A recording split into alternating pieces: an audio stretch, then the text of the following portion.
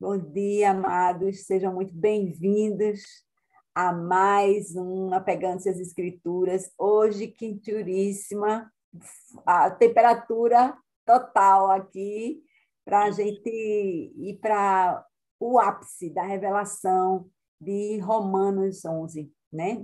Da carta aos Romanos. Vamos orar.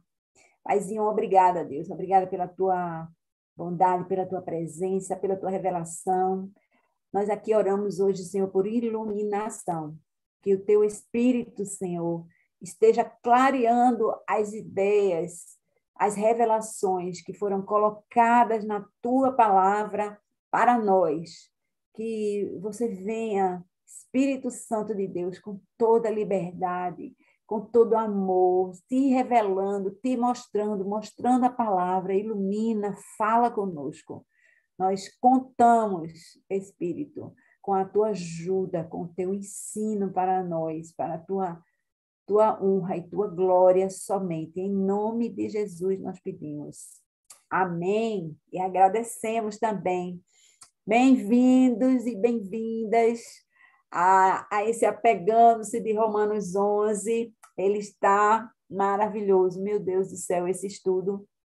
Eu quero ir rapidinho, tem muita coisa aqui, várias pregações que eu vi, 1h30, o tempo dela é sempre maior do que o usual, né? Normalmente é 1 hora a pregação geral, né?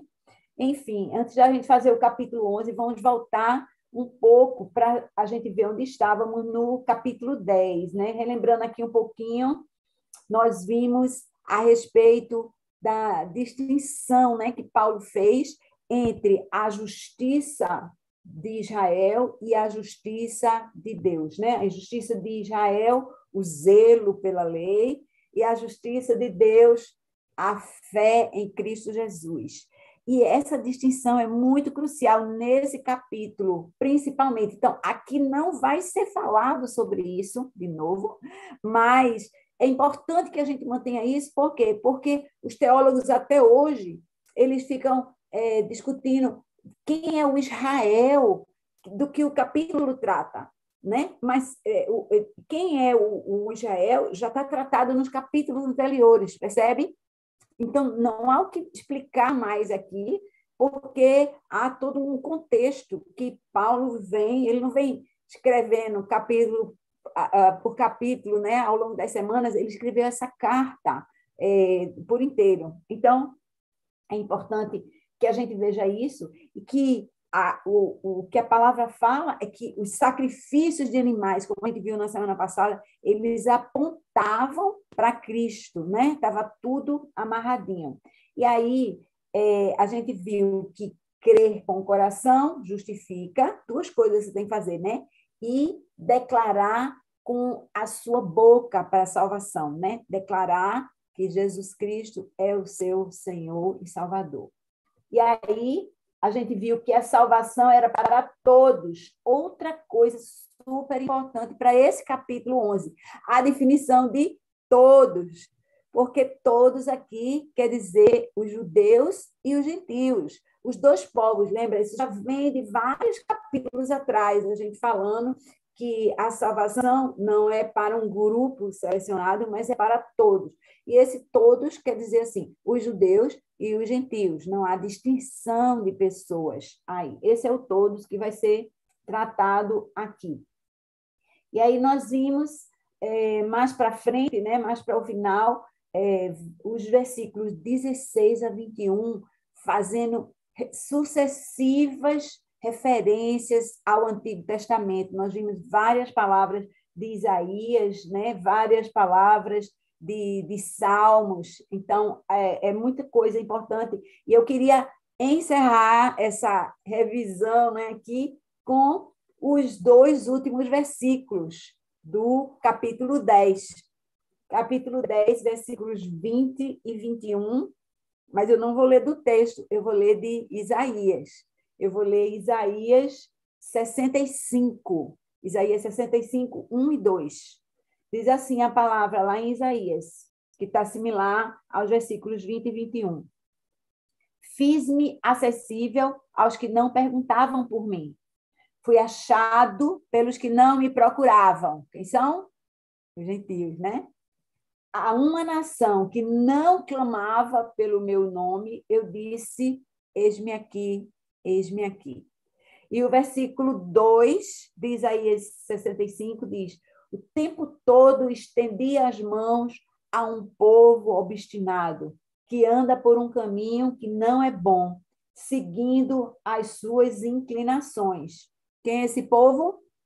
É o povo escolhido, né? O povo, a nação de Israel, a descendência de Abraão. Essa aqui é o povo físico, né? Que é a descendência genealógica, natural de Abraão. Ele está falando, esse é o povo que não que me rejeitou, né? Eu fico botando a mão, estendendo a mão, e eles ficam me rejeitando. Isso é crucial para várias figuras que vão aparecer aqui no capítulo 11, tá? E agora vamos lá começar um mapa. Antes a gente já viu o panorama, né? Mais cedo, né? Anteriormente, lembra daquele panorama da visão, né? De Deus? E aqui tem uma revelação incrível em Romanos 11. Vamos lá, versículo 1. Aqui. Pergunto, pois, acaso Deus rejeitou o seu povo? O que é que a gente vê aqui?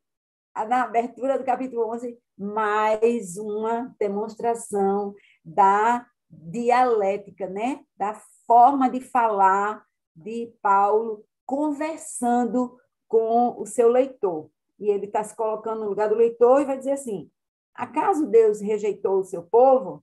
E a resposta dele, veemente: de maneira nenhuma, de jeito nenhum. Então, isso tem que estar bem claro na nossa mente, né? Não importa o que se diga, não importa o que se fale, que se argumente, o que ele está dizendo é claro e expressamente: de jeito nenhum, Deus rejeitou o seu povo, tá? Fechou. Aí, e agora a gente vai continuar a falar sobre isso. Continuando no texto, eu mesmo sou israelita, descendente de Abraão, da tribo de Benjamim. O que está acontecendo aqui? De novo, Paulo ele tem uma afirmação e ele coloca agora uma evidência. Ele está como defensor dessa causa e a evidência que ele está colocando é o testemunho dele mesmo. Quer uma prova de que Deus não rejeitou o seu povo? Ah, olhe para mim. Sou eu. Eu quem? Eu sou israelita, descendente de Abraão, da tribo de Benjamim. Estou no povo ou não estou? Sou descendente de Abraão ou não sou descendente de Abraão? Não fui rejeitado por Deus, estou aqui. Então, ele está se colocando como a primeira testemunha dessa afirmação, mas ele não é a única testemunha, né? Ele vai continuar. Deixa eu ver se tem mais alguma coisa aqui. Ele não é o único, né? A palavra que vai surgir agora é muito importante para a gente. Deus sempre deixou um remanescente. Lembra da história do remanescente? Desde Noé. Estava tudo virado de cabeça para baixo. Deus disse: para, morra, vamos começar de novo, né? Comecei em Adão, não deu muito certo, está tudo muito ruim. Vou pegar esse remanescente aqui. E enfiou Noé com a família dele num navio, né? Cheio, a arca, cheio de animais, para começar tudo do zero com um remanescente. E assim foi, né? Em vários momentos da história de Israel, né? O pessoal indo para o cativeiro e voltando, um remanescente, um povo pequeno para começar isso que a gente tem hoje, né? Bilhões de pessoas que estão aí seguindo esse caminho. Versículos 2 a 6. Vamos ver a respeito de outro remanescente, né, dessa história. Deus não rejeitou o seu povo, o qual de antemão conheceu. Ou vocês não sabem como Elias clamou a Deus contra Israel, conforme diz a Escritura? Senhor, mataram os teus profetas e derrubaram os teus altares. Sou o único que sobrou. E agora estão procurando matar-me. E qual foi a resposta divina? Reservei para mim 7.000 homens que não dobraram os joelhos diante de Baal. Assim, hoje também há um remanescente escolhido pela graça. E se é pela graça, já não é mais pelas obras. Se fosse, a graça já não era graça. Eu quero só guardar esses 6 aqui, porque, assim, gente, ele já bateu isso ou não? Se fosse pelas obras, não seria pela graça, tá? Só batendo de novo, para a gente não ficar pensando, eu sou o povo escolhido. Então, acabou esse assunto, mas Paulo está só relembrando aqui. Mas vários pontos importantes nesse trecho que acabei de ler, né, de 2 a 6, aqui, a gente vê referências à Primeira Reis, lá no Antigo Testamento, Primeira Reis 19, e aí tem 2 versículos, né, que eu pensei aqui, os versículos 10 e o versículo 14, né? Elias, naquela história, né, ali que está citada em 1 Reis 19, ele foi perseguido pelos profetas do seu tempo. Não vou contar toda a história aqui, a gente não tem tempo para isso, mas eles eram perseguidos e havia muitos profetas de Baal. E aí teve toda aquela confusão de botar água, aí pega a oferta, queima a oferta, não queima a oferta, pá. Depois daquela grande vitória, o que aconteceu? Ali foram mortos centenas de profetas de Baal, centenas de profetas. E Elias fez isso, mas estava se sentindo só. E aí lembra que a Jezabel, ela decretou, né, a busca pela cabeça de Elias, e aí ele ficou amedrontado e foi se colocar ali numa caverna. E aí, 2 vezes, Deus pergunta a Elias, né? O que você está fazendo aqui, Elias? Se você olhar depois, vai curtir esse negócio, porque é muito lindo ver Paulo resgatando isso para esse momento. Aí Deus pergunta, né, 2 vezes, né? É por isso que eu pensei essas 2 respostas. O que você está fazendo aqui, Elias? Aí os versículos 10 e 14 dizem a mesma coisa, então eu não vou ler 2 vezes, mas está 2 vezes lá. Lembra da história de 2 vezes, que a gente vive falando? 2 vezes, presta atenção, porque é importante. Então, 2 vezes, no versículo 10 e no versículo 14 de 1 Reis 19, Elias dá a mesma resposta a Deus. Ele diz: tenho sido muito zeloso pelo Senhor. Olha essa palavra zeloso aí, tem tudo a ver com a gente agora, tá? Deus dos exércitos. Os israelitas rejeitaram a tua aliança, quebraram os teus altares e mataram os teus profetas à espada. Sou o único que sobrou e agora também estão procurando matar-me. Essa era a visão de Elias, que tinha conseguido, claro, com o poder de Deus, uma vitória sobre todos aqueles profetas de Baal, né? Mas ele disse, só restou a mim e agora estão querendo me matar. Mas aí, o que acontece? 1 Reis 19, 18, diz assim, no entanto, fiz sobrar 7.000 em Israel, todos aqueles cujos joelhos não se inclinaram diante de Baal e todos aqueles cujas bocas não o beijaram. Parece com alguma coisa daqui? Parece com Romanos? É igualzinho, né? Esse trecho que a gente leu, Deus disse assim, olha, reservei para mim 7.000 homens que não dobraram os joelhos diante de Baal. O Senhor sempre tem um remanescente. O Senhor sempre, ele disse, né? O meu reino não vai ter fim, esse reino não vai ter fim. Então, há perseguição, né? Há a morte, há sim o sacrifício, né? Dos que se entregam verdadeiramente, né? À causa, mesmo diante da opressão, mas há sempre um remanescente. E aí a gente vê essa palavra sendo resgatada aqui, né? Assim, hoje também há um remanescente escolhido pela graça. Essa palavra é muito importante, minha gente.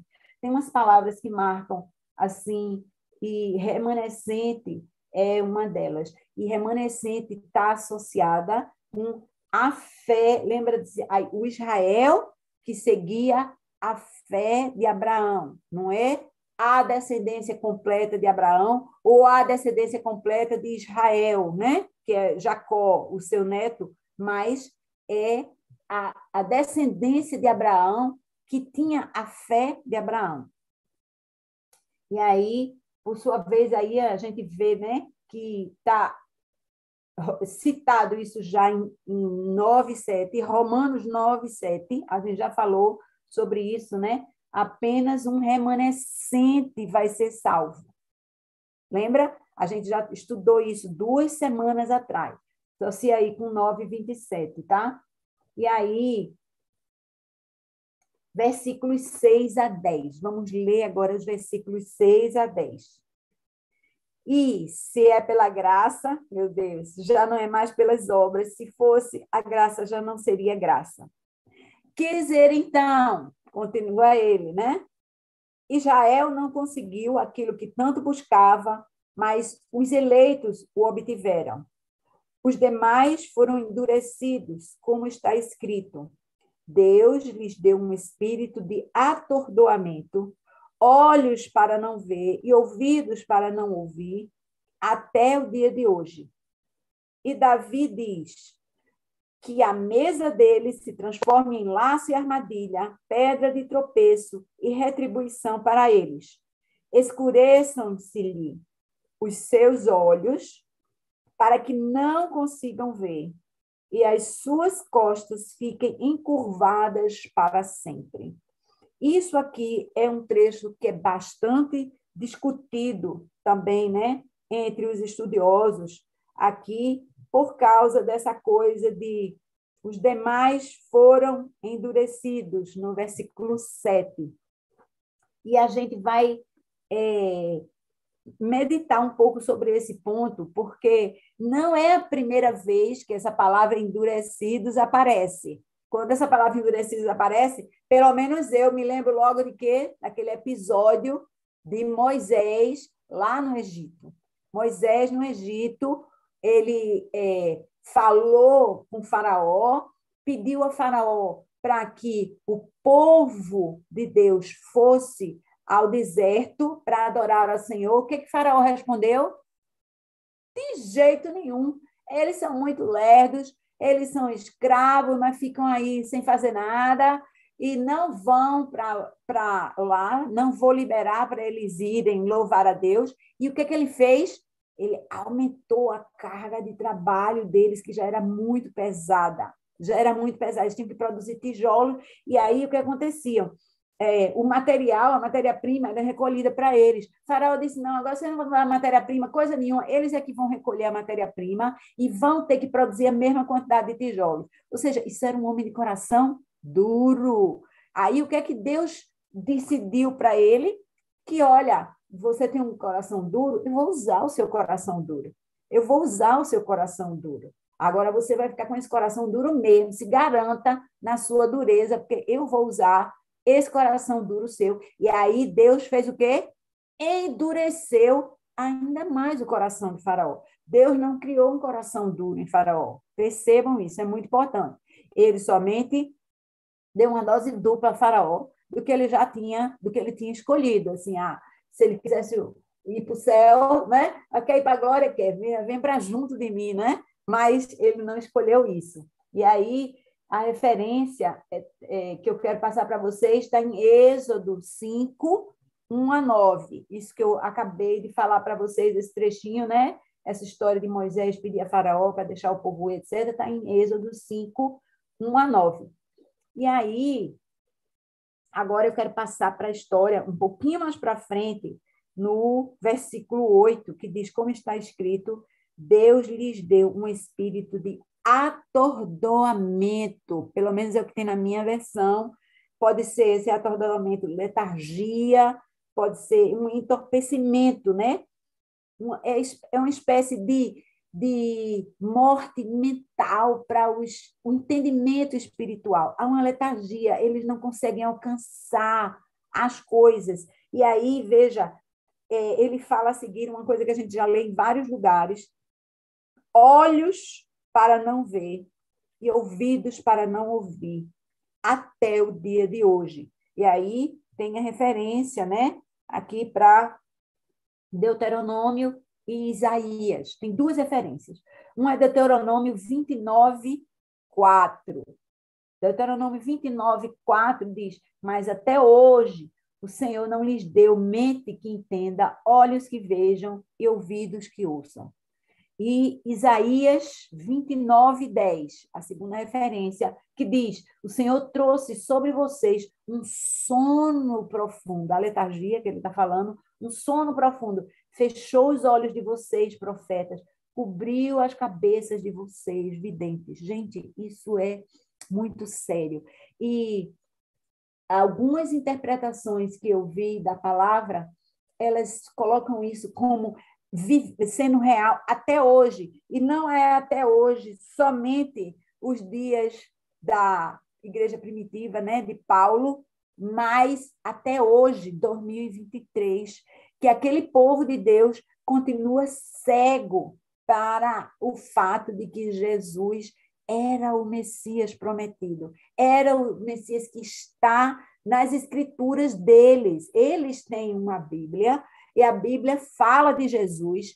A Bíblia é o instrumento, é o argumento que o próprio Jesus usou para dizer que era o Messias enviado. Ele diz: hoje essa palavra se cumpriu, né, em mim, e ele falava que era o Messias prometido, e tanto é que foi por isso, né, que ele foi morto. Na verdade, essa era a acusação contra ele, né, que ele se dizia rei, ele dizia: eu sou o filho de Deus.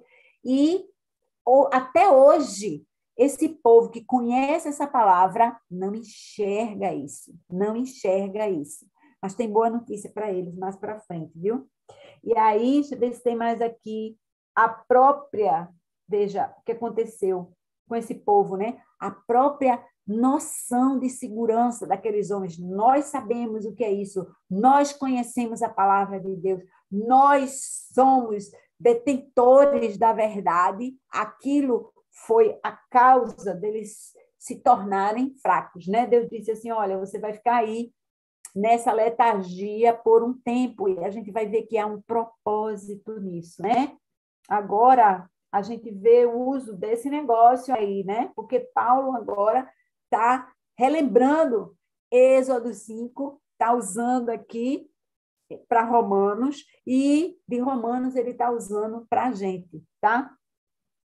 Continuando a fala aí sobre os versos 9 e 10, o que a gente vê aqui é, de novo, a narrativa de Salmos 69, versículos 22 e 23. Paulo está se baseando fortemente na palavra de Deus, ele está dizendo que a mesa deles se lhes transforme em laço, torne-se retribuição e armadilha. Escureçam-se os seus olhos, para que não consigam ver, fazer-lhes tremer o corpo sem parar. A mesa, que está aqui, né, no versículo 9, ela representa a alegria, a abundância deles, né, a paz que eles desfrutavam, a segurança que eles tinham. Isso, ele estava dizendo, vai se transformar em algo ruim, né? E ele fala assim: olhos escurecidos, né, para não conseguir ver, as costas encurvadas, como que sujeitos, né, ao trabalho escravo, sujeitos à consequência, né, de não desfrutar de Jesus. Aí. Vamos para frente, versículo 11. Novamente pergunto: acaso tropeçaram para que ficassem caídos? Resposta: de maneira alguma. Ao contrário, por causa da transgressão deles, veio salvação para os gentios, para provocar ciúme em Israel. Mas, se a transgressão deles significa riqueza para o mundo e o seu fracasso, riqueza para os gentios, quanto mais significará a sua plenitude. Gente, aqui palavras de revelação, não é? O fato de que os gentios foram favorecidos, primeiro, muito importante, né? Eles são favorecidos, é o que Paulo está dizendo aqui, mas entenda que isso sempre foi um plano de Deus. Então, não é assim, os judeus rejeitaram a Jesus e aí ele partiu para os gentios como prêmio de consolação. Não é isso. A gente já sabe que o plano de Deus já era esse desde o começo, incluirá todos. Mas o que Paulo está explicando é que isso favoreceu aquele plano de Deus ser realizado. E aí, eu quero lembrar um trechinho aqui, não vou poder me detalhar muito, tem muito detalhe aqui, mas não vou poder fazer isso com mais detalhes por causa do tempo, né? Mas eu queria trazer a referência para vocês de Atos 19, 1 a 10, quando Paulo ele vai para Éfeso, prega na sinagoga por 3 meses. Vocês lembram que Paulo, nas suas viagens, toda vez que ele chegava numa cidade, ele procurava primeiro a sinagoga, pregava lá. O que é que acontecia, em geral? Ele era rejeitado, né? E aí, Paulo, em Éfeso, que é uma igreja grande, né? Uma igreja referência, ele pregou por 3 meses. E aí, depois disso, aquelas pessoas rejeitaram a Paulo. Veja o que aconteceu. Nos versículos 8 a 10, eu quero só resgatar, que a gente já estudou isso no passado. Se você não fez Atos de 8 a 10, vai olhar lá, porque é cinematográfico. Paulo entrou na sinagoga e ali falou com liberdade durante 3 meses, argumentando convincentemente acerca do reino de Deus. Mas alguns deles se endureceram e se recusaram a crer. Então, pegando a palavra endureceram aqui, eles se endureceram e se recusaram a crer. E começaram a falar mal do caminho diante da multidão. Então, agora, não só eles não recebiam, como agora eles estavam articulando o contrário. Eles estavam agindo na sua falta de compreensão, eles passaram a ser atores proativos, né? Eles estavam falando mal do caminho diante da multidão. Paulo, então, afastou-se deles, tomando consigo os discípulos, passou a ensinar diariamente na escola de Tirano. Isso aconteceu por 2 anos, de forma que todos os judeus e os gregos que viviam na província da Ásia ouviram a palavra do Senhor. Os gregos aqui representando os gentios, né? Era o povo gentil, o povo que não era judeu. E aí você vê essa referência de Paulo aqui em Romanos 11, de 11 a 12, como sendo isso, né? Os judeus rejeitaram a Jesus, né, como Messias, e isso fez com que todo mundo ouvisse, porque agora todo mundo tinha acesso à escola de Tirano. E esse episódio que eu estou relembrando aqui a vocês não é o único, depois vocês anotam aí.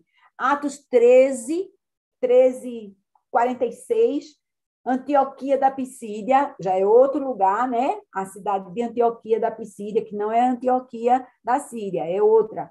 Paulo estava lá pregando na sinagoga, aí ele é o maior sucesso, aí na semana seguinte, o que acontece? O povo vem para ouvir Paulo, né? E aí a palavra diz que os judeus ficaram cheios de inveja, que é o que está citado aqui agora, para provocar ciúme em Israel, está no versículo 11 de Romanos 11. E aí, esse povo começou a contradizer o que Paulo dizia também. E tem outra citação que eu pensei aqui para a gente, Atos 28, de 17 a 31, a gente vê o mesmo acontecendo com o próprio Paulo em Roma. É engraçado, porque essa carta foi escrita se referenciando a coisas que aconteceram no passado, né, durante as viagens de Paulo, mas a mesma coisa aconteceria no futuro, porque lembra, Paulo aqui está escrevendo aos romanos, dizendo, eu quero ir para aí.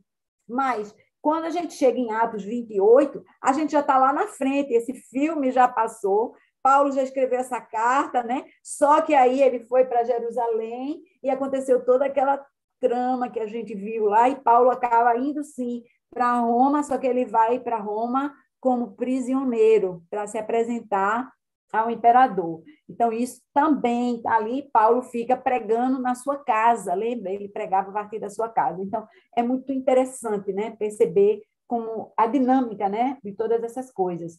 Então, veja, de novo, né? Só para salientar, não foi a rejeição dos judeus que fez com que Deus decidisse pregar aos gentios, que isso fique muito claro. Nós fomos escolhidos desde o início, desde o começo. Então, isso aí foi só uma forma, porque Deus usa, né, as circunstâncias para realizar a sua vontade. Amém? Vamos seguindo aqui, versículos 12 a 15. Ajuda, Jesus. Não, 12 não, 13, né?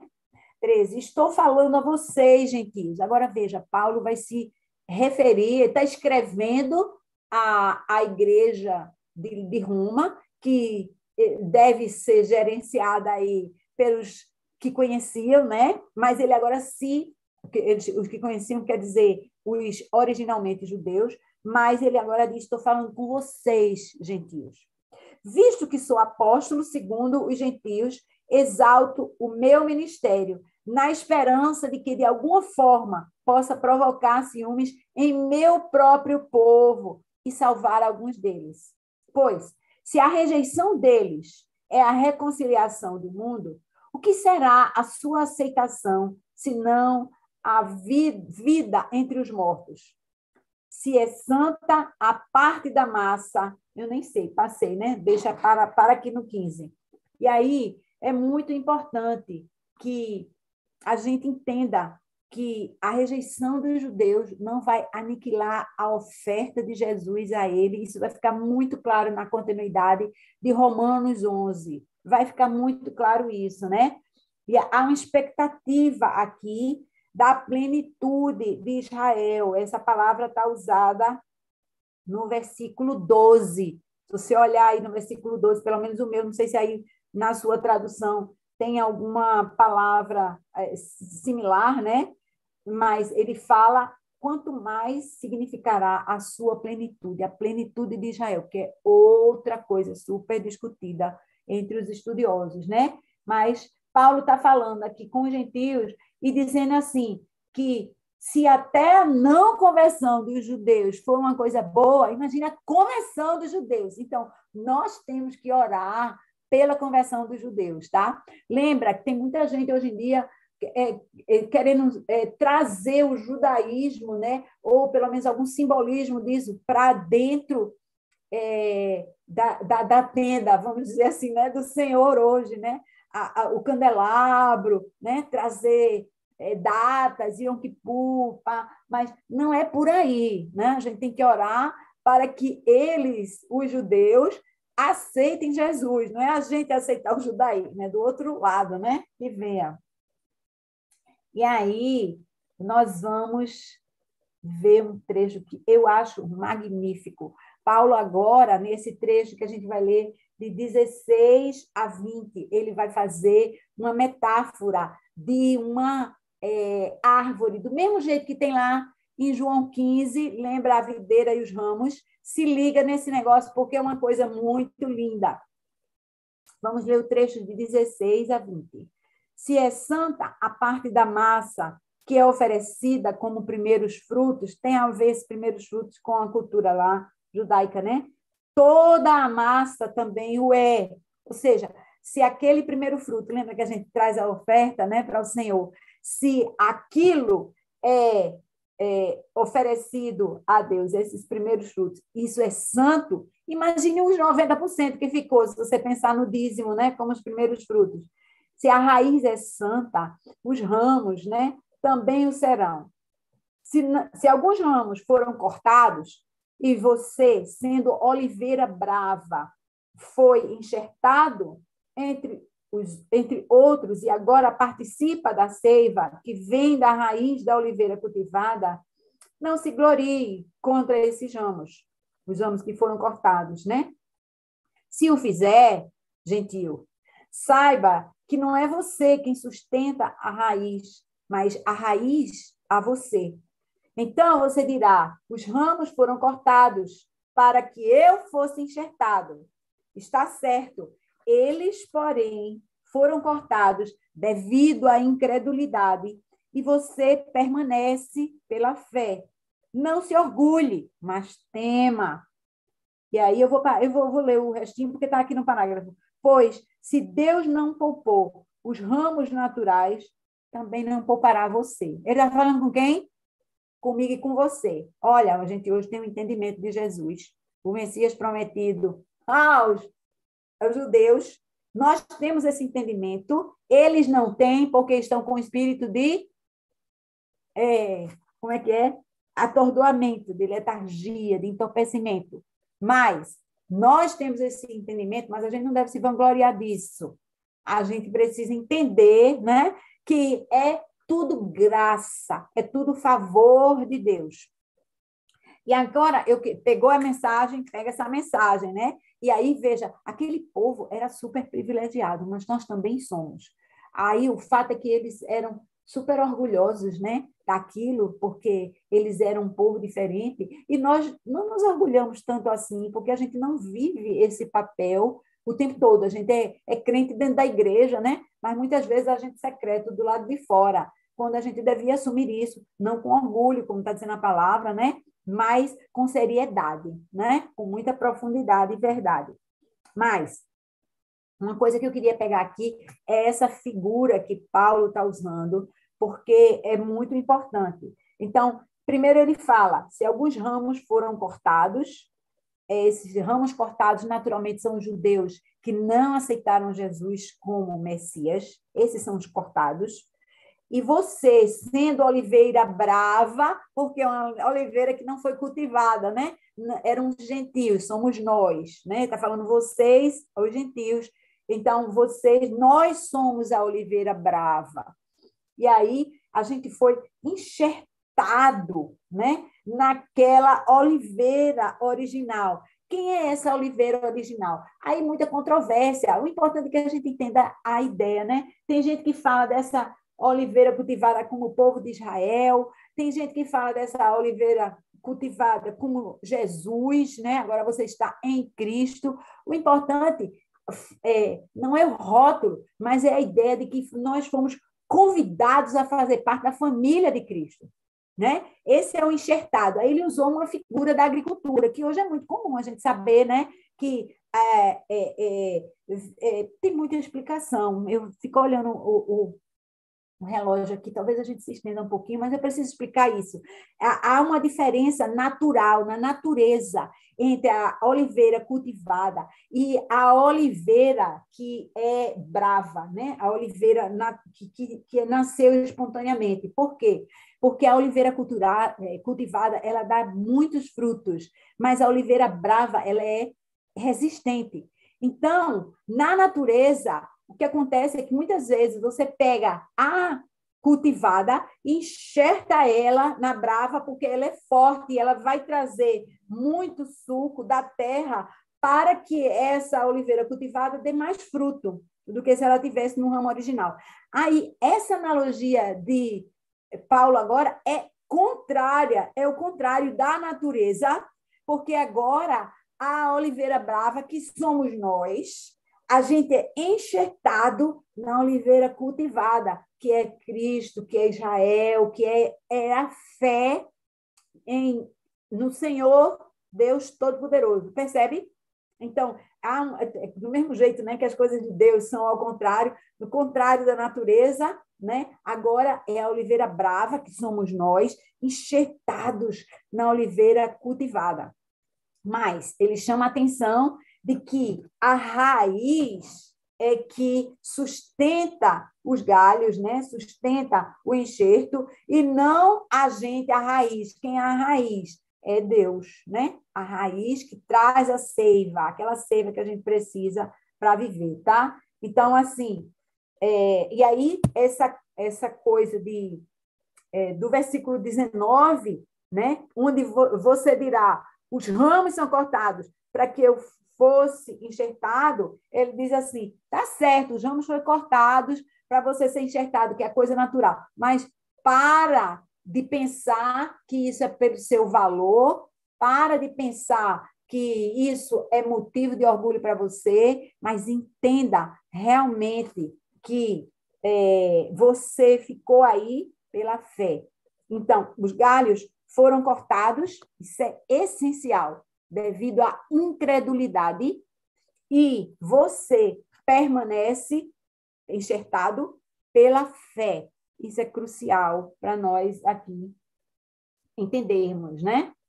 E agora, vamos ver se tem mais alguma coisa que não se orgulhe e tal. Vamos continuar agora no versículo 22 a 24. Portanto, considere a bondade e a severidade de Deus. Severidade para com aqueles que caíram, mas bondade para com você, desde que permaneça na bondade dele. De outra forma, você também será cortado. Então, o que está havendo aqui, né? Está havendo uma declaração dos motivos. De novo, Paulo está dizendo, olha, do mesmo jeito que Deus tratou o judeu, ele trata você. Todos nós seremos tratados de maneira igual. Deus não tem parcialidade, Deus não tem uma preferência, Deus quer salvar a todos, de novo, né? E quanto a eles, se não continuarem, preste atenção nessa esperança, né, do povo judeu hoje. E quanto a eles, se não continuarem na incredulidade, serão enxertados, pois Deus é capaz de enxertá-los outra vez. Afinal de contas, se você foi cortado de uma oliveira brava por natureza e de maneira antinatural foi enxertado numa oliveira cultivada, quanto mais serão enxertados os ramos naturais em sua própria oliveira. Vocês estão entendendo aqui? O que Jesus está dizendo olha, se o judeu que não aceitou Jesus como Messias aceitar, o que vai acontecer? Eu vou enxertar ele de novo na oliveira cultivada. Eu vou trazer ele de novo para a família de Cristo. Vocês estão entendendo? É isso que ele está dizendo. Ó, a regra é essa. Você sai pela incredulidade e você fica pela fé. Essa é a regra para todo mundo. E aí, versículos 25 a 27. Esses, eu já botei aqui numa cor até diferente nas minhas anotações. Esses 3 versículos são o trecho mais controverso do capítulo controverso 11, né? O entendimento entre os estudiosos, né, que pensam coisas diferentes, especialmente o versículo 25, que eu já marquei aqui, plenitude dos gentios, e o versículo 26, o comecinho que diz assim, e assim todo o Israel será salvo.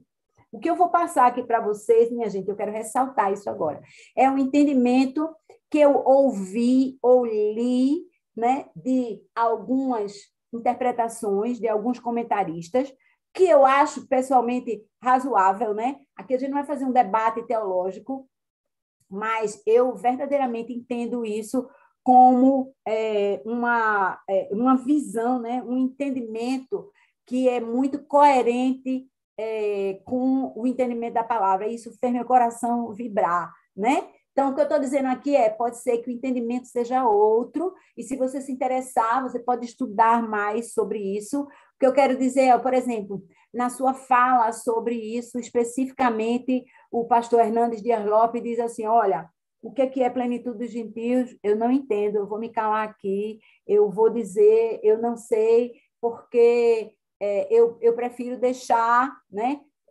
a gente entender isso como um mistério de Deus. Já o Augusto Nicodemos, ele tem uma explicação, que é a que eu vou colocar aqui, que para mim parece bastante coerente, mas, de novo, pode ser que a interpretação seja outra, né? Uma coisa diferente. Então, eu vou ler aqui 25 a 27. Irmãos, não quero que ignorem esse mistério, para que não se tornem presunçosos. Israel experimentou um endurecimento em parte, estão ligados aí, né? Ele experimentou um endurecimento em parte, até que chegue a plenitude dos gentios. Ou seja, dá a impressão, para mim, bastante clara, que há um tempo para esse endurecimento em parte, que é aquele espírito de letargia, eu creio. E assim, o povo, o Israel será salvo, como está escrito. Virá de Sião o Redentor, que desviará de Jacó a impiedade. E essa é a minha aliança com eles, quando eu remover os seus pecados. Então, aqui, alguns detalhes importantes, né? A coisa do espírito de torpor, que seria esse endurecimento em parte, que está colocado aqui. Claro, em parte, porque há judeus, sim, que reconheceram Jesus sendo, né? Como Paulo mesmo colocou, Paulo um deles, mas há muitos, né? Há muitos judeus convertidos a Jesus, vamos dizer assim, né? Convertidos. A outra coisa que é muito discutida aqui é essa coisa da plenitude dos gentios, né? Essa ideia da plenitude, ela vem como como é que se diz? Uma conclusão da obra que Deus vai fazer nos gentios. E aí há muita discussão, né? É razoável, assim. Você vai esperar que os gentios todos se convertam para o judaísmo, ou para o cristianismo, para depois tirar as vendas dos olhos dos judeus e tal.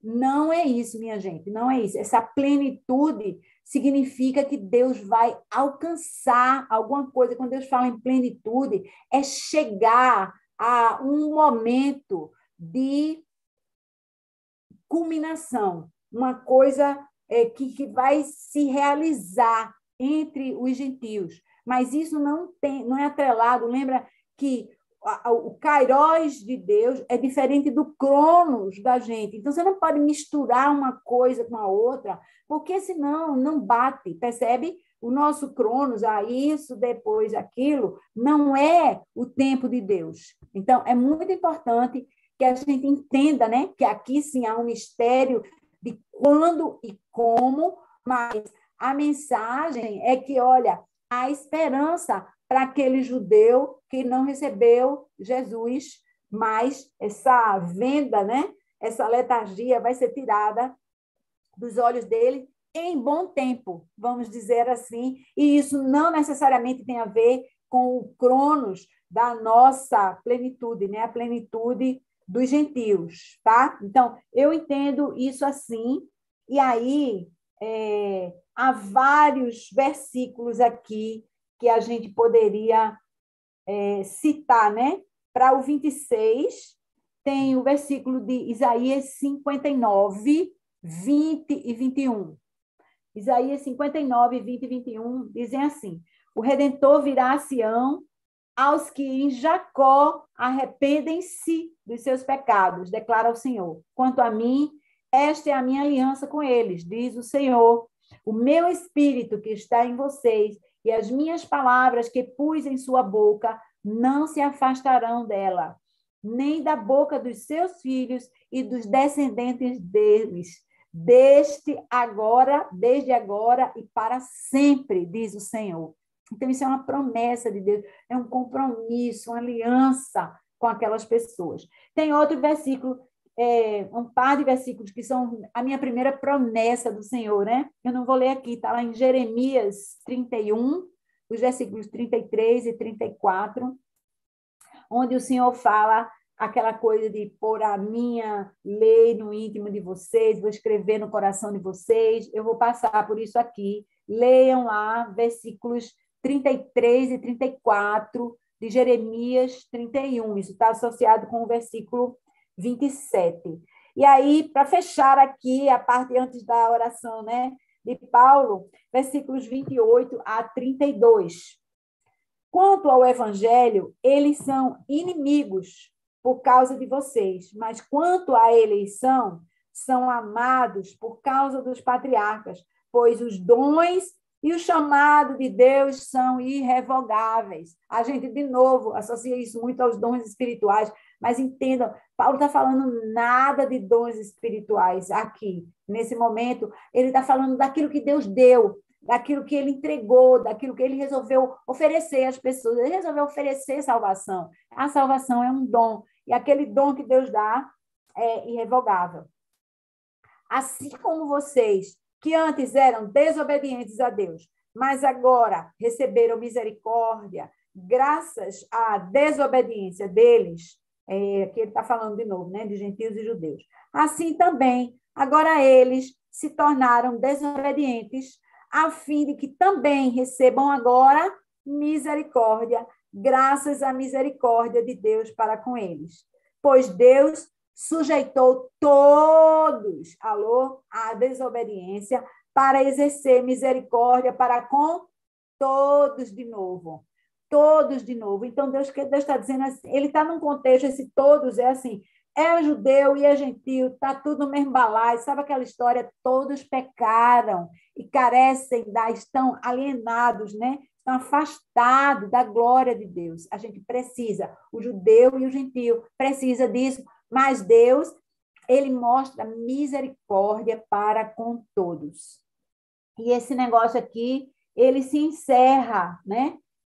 E aí essa briga sobre esse todos, minha gente, vai para as montanhas, né? Versículos 28 a 32, assim, Deus, né? Falando, né? Dessas coisas aí todas, a mim, Kátia, pessoalmente, me traz uma grande promessa, né? Que nós vamos ver, nós não sei, o mundo, né? Não sei se eu vou estar viva, então, nós vamos ver um grande avivamento no meio do povo judeu antes do final dos tempos. Eu creio, alguma coisa notável, alguma coisa estatisticamente considerável, visível aos olhos, a conversão em geral dos judeus. É isso que eu entendi, né? Quando eu estava lendo tudo isso aqui, Deus ainda não vai voltar, porque os judeus ainda não se converteram, né? Na sua massa, não todos ali no número, mas isso, né? E, por fim, nós temos aí um hino de louvor, né? Vou ler aqui esse capítulo, essa parte final do capítulo, mas vocês conhecem. Deixa eu já dizer aí para vocês anotarem, não vou passar aqui. Ai, gente, talvez eu bote depois, vou botar. Não tenho. Eu estou aqui no computador e no tablet, eu tenho a referência. Deixa eu dizer isso aqui para vocês. A gente procura Ministério Zoe lá no YouTube. Ministério Zoe nunca foi sobre nós. Ministério Zoe nunca foi sobre nós. Tem isso aqui muito lindo que eu vou ler agora. Versículo 33. Ó profundidade da riqueza, da sabedoria e do conhecimento de Deus. Quão insondáveis são os seus juízos e inescrutáveis os seus caminhos. Quem conheceu a mente do Senhor? Ou quem foi seu conselheiro? Quem primeiro lhe deu para que ele o recompense? Pois dele, por ele, para ele são todas as coisas. A ele seja a glória para sempre. Amém. Gente, a mente de Deus, ela é inconcebível para nós. A gente não entende o poder, o amor, né? As estratégias de Deus. Mas essa semana eu me senti enormemente humilde, pequena, sabe? De ser parte de todo esse plano de Deus, de tudo isso que ele fez, né? Que ele criou. Enfim, deixa eu passar isso para vocês agora. Vão aí, entre aí para falar, por favor. Alguém, o tempo passou, minha gente, a gente tem pouco tempo, falem. É muita coisa maravilhosa. Vai, Denise. Bom dia. Bom dia. Eu tenho relação realmente dessa plenitude dos gentios impactando os judeus. Eu achava que assim, era o avivamento, mas assim, algo específico, né? Essa questão. Eu não prestava muita atenção nessa história do povo judeu, achava que o povo estava viajando, mas realmente há essa questão por si da desobediência, houve a bênção, quanto mais a obediência, né? Isso foi bem interessante. Valeu. Quem mais? Vai, vai.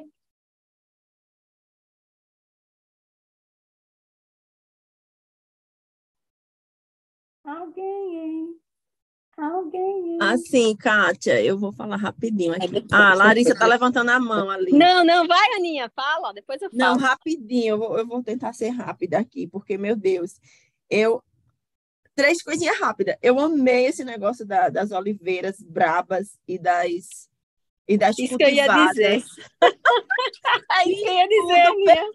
Mas tu vai ter a chance, vai ver que a visão é diferente, vai completar, Larissa. Fala, Ana. Porque assim, eu achei incrível, né? Isso eu acho incrível como Deus ele faz coisas simples. Ele pega as coisas simples da agricultura ali da época, que era uma oliveira da época, aí traz para trazer um ensinamento ao povo, como Paulo faz isso, como Jesus fazia isso, né? E eu acho isso tão maravilhoso, porque o simples, ele descomplica, né? O simples descomplica. Então, ele traz esse exemplo mesmo, que era algo deles lá, que eles viviam, e, faz assim. Se fosse para mim, era uma coisa, mas para eles era uma coisa do dia a dia deles, né?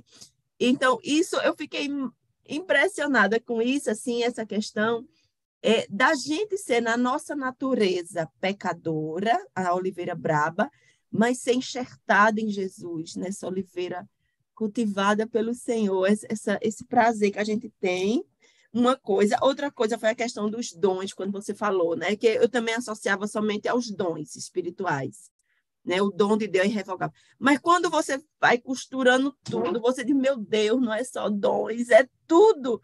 É um privilégio enorme. É um privilégio que a gente tem, que a gente não tem noção. Eu não tenho noção, né? Assim, de tudo que a gente tem disponível, tudo. Ei, para de endurecer esse coração, né? E rapidinho, só o último é que a oração para que Deus levante levitas como Paulo, para criar uma música dessa. Que música linda! Aliás, eu estava olhando nos comentários, né? Quem quiser pode olhar lá, que no chat que a minha colocou, né? Ministério Zoe. Mais lindo, perfeito. Perfeito, né, Larissa? Caramba, é assim, eu estou extasiada, viu? Eu estava aqui dando comida para o meu filho, eu digo, ai, meu Deus, quase caindo. Eu olhando para tua cara, comecei a chorar, eu digo, agora deu, pronto. Meu Deus do céu, olha, eu fico, eu não sei como, mas cada dia, quando a gente vê, a gente vê quanto nós somos abençoados, né? Quanto Deus, ele é grandioso. Então, assim, quando você vem no 17, me chamou muita atenção, eu vou falar entre o 17 e o 22. Esse 17 que diz, se alguns ramos foram cortados e você, sendo oliveira brava, foi enxertado entre os outros e agora participa da seiva que vem da raiz da oliveira cultivada, não se glorie contra esses ramos. Se o fizer, saiba que não é você quem sustenta a raiz, mas é a raiz que sustenta você. Então, assim, a gente só é o que é pela raiz, sabe? A gente pensa que é alguma coisa, quem pensa que é alguma coisa fora da raiz, meu Deus, que como a vida é ilusória, a gente só é pela raiz. E ele foi tão maravilhoso que ele disse assim, olha, tu não era não, mas assim, meu plano é te ter aqui, vem cá, sabe? Vem cá. Se alimenta da minha seiva, sabe? E o que eu entendo isso, que Deus, ele é nosso alimento espiritual. Então, assim, a gente tem que, do mesmo jeito que a gente come de manhã, de tarde, de noite, para a gente se sentir fisicamente abençoado, é na manhã que a gente se alimenta para que a gente seja abençoado no dia. É Ele que nos dá o alimento espiritual. Ele nos dá a água que nos purifica, que nos santifica, que alimenta. Então, assim, esta seiva, sabe? Ele está dizendo, eu estou aqui, cara, se alimenta de mim. Se alimenta de mim, porque do mesmo jeito do físico, o espiritual, ele precisa ser alimentado, sabe? Vem. Então, o que me chama a atenção, assim, é essa coisa simples que ele tem, essa forma, assim, essa forma que não é ortodoxa, que eu acho que você chegou a comentar isso, e eu disse, é mesmo, Deus de ortodoxo, realmente ele não tem nada. Você precisa refletir. Se você lê Romanos, se você lê isso aqui e passa, você nem entende, e você nem mergulha nesse, assim, do mesmo jeito que no deserto, que me veio muito, assim, do mesmo jeito que no deserto, Deus dá o maná, ele nos dá o maná diário, gente. Ele nos dá o maná diário na seiva, se a gente se permitir se alimentar dele. Então, ele continua dando o maná. Se a gente não se alimenta, é porque não está indo na seiva, mas ele está lá. Então, assim, isso me chamou muita atenção nessa, sabe? E que, agora, ao mesmo tempo em que tem isso, sabe, você não se glorie, você, sabe, é ele, não é a gente. Então, às vezes, a gente se gloria porque a gente, ai, não, eu sou melhor, eu estou na seiva, eu estou na oração, eu estou na graça. Não, você está porque ele é a graça. Se você não estiver, você sozinho não é nada. Se os que eram filhos, eram os eleitos, foi cortado, imagine tu. E está se gloriando ou está deixando. Então, assim, é para a gente se manter na linha, que ele diz assim, oh, cara, você é por mim, mas eu sou por você, eu estou em você, mas você está em mim. Se isso vier, não tem como. Né? Outra coisa que me chamou a atenção, ele diz, portanto, considere no 22, portanto, considere a bondade e a severidade de Deus. Severidade para aqueles que caíram, mas a bondade para com você, desde que permaneça na bondade dele. Quer dizer, eu acho que muita gente, de repente, passa por aqui e, oi, o que fica? Quer dizer, é a bondade dele. Né? Então, porque senão, de outra forma, ele está sendo tão claro aqui, senão ele diz, de outra forma, você também será cortado. Ai, ai, ai, ai, ai, Deus é amor, mas é justiça. Então, assim, tema o Senhor. Assim, então, você tem que amar o Senhor e reverendar o Senhor, sabe? Não faz dele, gato e sapato, não, porque ele é justiça. Tá? Então, assim, eu amei isso. E, obviamente, esse final, assim, quando a gente faz uma oração e louvor, esse hino do louvor, parece que você tá vendo aqui o céu aqui na terra e tá louvando a Deus. Então, assim, experimenta fazer isso de olhos fechados e em comunhão, que ele fala ao seu coração. Amém. Então, amém, amém, glória a Deus. Eu glorifico a Deus a oportunidade de estar aqui celebrando dele, por ele, para ele, e estarmos em comunhão na presença, porque a presença de Deus é muito forte aqui. É verdade. Amém. Gente, eu queria dizer que eu nem tentei, né, entrar nessa coisa aí, né, essa discussão de e você perde, corta e tal, que faz parte, né? Aí disso, aí você perde a salvação.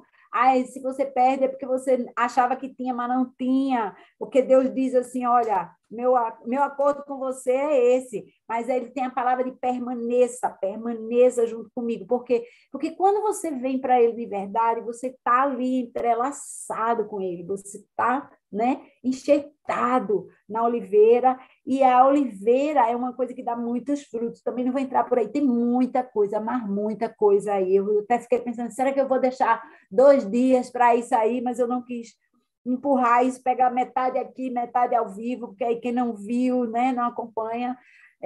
Mas há muita coisa maravilhosa colocada aí. Verdadeiramente, entre em oração, né? E peça a Deus revelação ao seu coração a respeito disso, mas já estamos bem avançados na hora, então vamos lá chamar o pastorzão. Pastor, querido, com você agora. Olá, gente, bom dia. Bom dia. Eu estou aqui ainda no deslocamento, chegando na igreja, mas com muita alegria, né, que a gente está aqui hoje e, como a Cátia acabou de falar aí agora, tantas coisas mais tem num texto como esse, né, num capítulo. Então, essa é a profundidade, a riqueza da palavra, né? A palavra, ela não é alguma coisa apenas assim, você checou, check, né? Eu li aqui. Não, é algo para a gente se aprofundar, mas glória a Deus que a gente tem aqui esse espaço e a gente tem todo o tempo fora desse espaço aqui também para ter essa sede, para ter esse desejo. Esse é o grande objetivo aqui, né, do Apegando às Escrituras, é despertar exatamente essa vontade de ir em águas mais profundas, né? Então, eu quero estimular todo mundo a ir um pouco mais, a ler um pouco mais sobre isso, meditar um pouco mais. O Senhor certamente trará ricas lições ao coração de cada um com a sua palavra. Aproveitando para convidar todo mundo para no próximo domingo. Nosso próximo domingo não vai ter esse negócio de remela nos olhos, não. Próximo domingo a gente vai ter como parte aí das comemorações do aniversário da igreja, Apegando às Escrituras presencial. Então, no próximo domingo, às 8 da manhã, lá na igreja, na ZN, você, né, convida alguém para estar lá. Vamos estar juntos, estudando a palavra juntos. Aproveita quem quiser, já fica para o culto da manhã. O culto da manhã, no próximo domingo, vai ser o Bispo Eric, que vai estar conosco também. Então, vocês têm motivo para ir domingo de manhã lá na igreja. Então, o próximo Apegando às Escrituras vai ser presencial. Estaremos lá juntos às 8 da manhã, tá bom? E hoje, nós também, né, hoje agora de manhã, temos o Bispo Márcio Simões, vai estar conosco. Agora, quem corre para a igreja, estou chegando, e né, para a gente ter esses momentos aí de celebração. Estamos celebrando esse mês todo. Vamos orar, então. Pai, em nome de Jesus, te agradecemos, Senhor, por esse tempo, agradecemos pela tua palavra, te agradecemos, Senhor Deus, por estarmos aqui expostos à tua palavra e queremos mais disso, Pai. Queremos nos aprofundar mais. Dai-nos entendimento, dai-nos vontade, dai-nos sabedoria, discernimento, para que nós possamos extrair da tua palavra, Senhor Deus, aquilo que tu queres para a nossa vida. Nós te louvamos, colocamos o dia de hoje na tua presença, em nome de Jesus. Amém.